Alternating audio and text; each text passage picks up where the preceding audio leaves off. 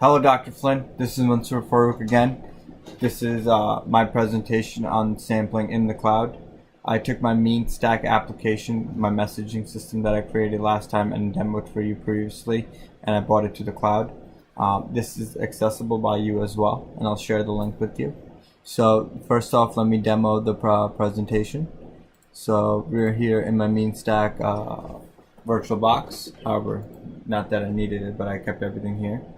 And if you follow the link meanstack-cloud.westus.cloudapp.azure.com, you will find that you can access that. So just to test it,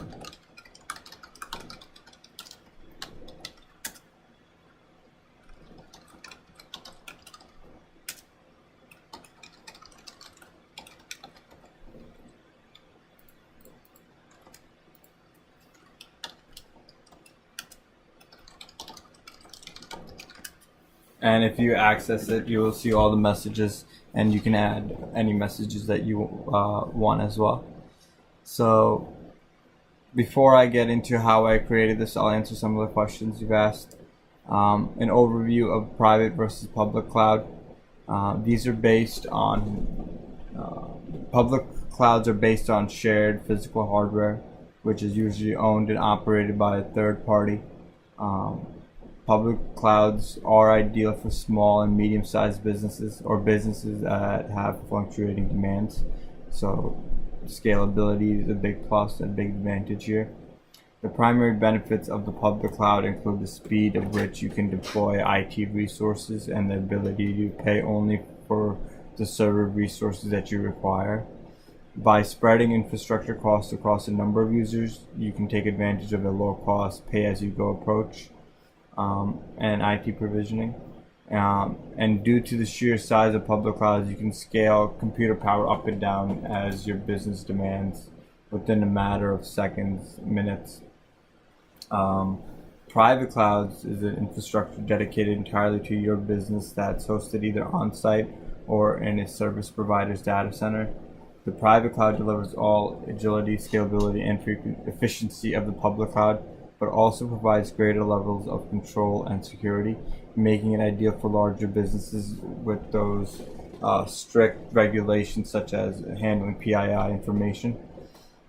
Another benefit of private clouds is the ability to customize the compute, storage, and networking components to best suit your specific IT requirements, something that can't be really done with public cloud environment. So just to go a little bit more detail for you on that as well. So the advantages of cloud computing are driven down costs, cope with demand, run your business, and you don't have to worry about the IT aspect where it's all that security and it's handled for you. You don't have much of a carbon footprint, because if you host in a data center rather than on-site, it allows you to take advantage of the latest energy-efficient technology. And it all really depends on what your business is, but cloud computing is it's more than up and coming now, but it's really useful for those who don't have much IT demand. What are the disadvantages about cloud computing? Downtime. No one can guarantee you availability.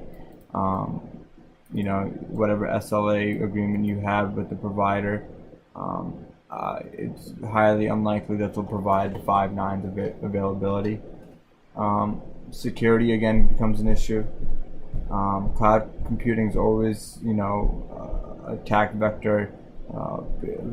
Users are always looking to hack.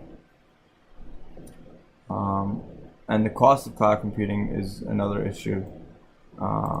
However, you are able to reduce your cost based on your needs, so that is good as well. So now I will overview so I bought the Mongo server and the Node.js server, and how I set those up would be, so I went into, what you're looking at is the Microsoft Azure web portal. And the first thing I did was I created a virtual network. And as you can see here, I'm not going to do it again, but network. I created a virtual network was one of the first things I did. And to create my servers, I went into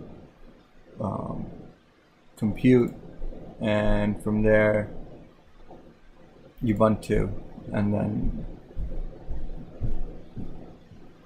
then I set up my virtual machine. So I did one for Mongo database server. I did one for the Node.js, same idea. And once you're able to set those up, then I brought in the project through terminal, and I was able to get everything up and running. So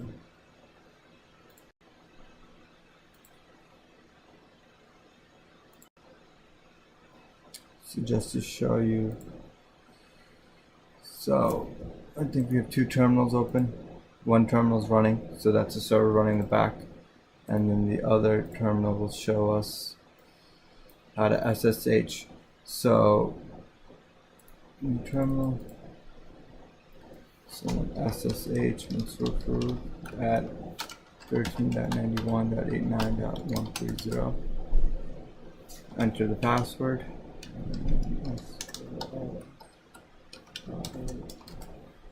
And that's running. So I'll explain what 13, that's the IP for the Mongo server, and I could show you that right here. We are looking at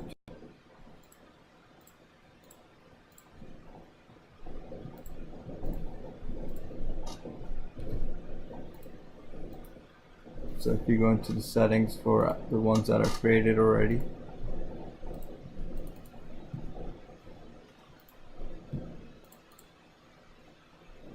and the IP of the server, network interfaces, 13.91.89.130, and I just SSH'd and we're set to go.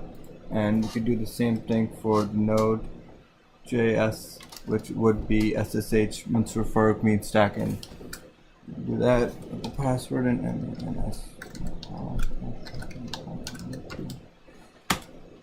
we're now connected to Node.js as well. So one of the issues I had was configuring the Mongo database security to allow external connections.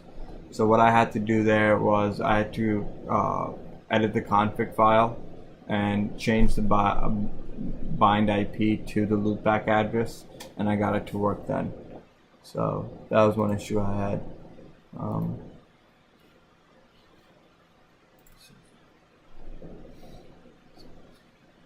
Well, I think that's pretty much it.